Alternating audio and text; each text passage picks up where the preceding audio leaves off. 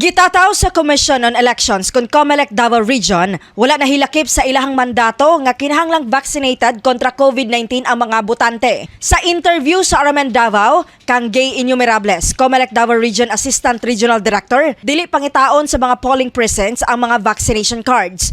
Una, makasulod ang mga botante, adunay temperature checking nga pagahimuon ang mga medical personnel. Gibutyag ni ini nga adunay nakataganang isolation polling place kun IPP alang sa mga botanteng mula pa sa 37.5 degrees Celsius ang temperatura ug didto na kini mobotar. Na ay mga medical personnel kada voting center na before makasulod magboto na din hagit sa gate mag-check sa temperature.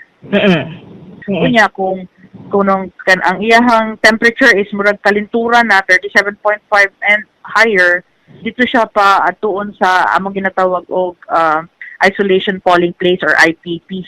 Subay ni ini aron masigurong walay mahitabong transmission ug mamahimong luwas ang election 2022. Striktong i-require ang pagsulob og face mask ug adunay tumanon nga capacity depende sa gidak-on sa classroom nga magsilbing voting area. Kasama mo sa balita ug serbisyo publiko.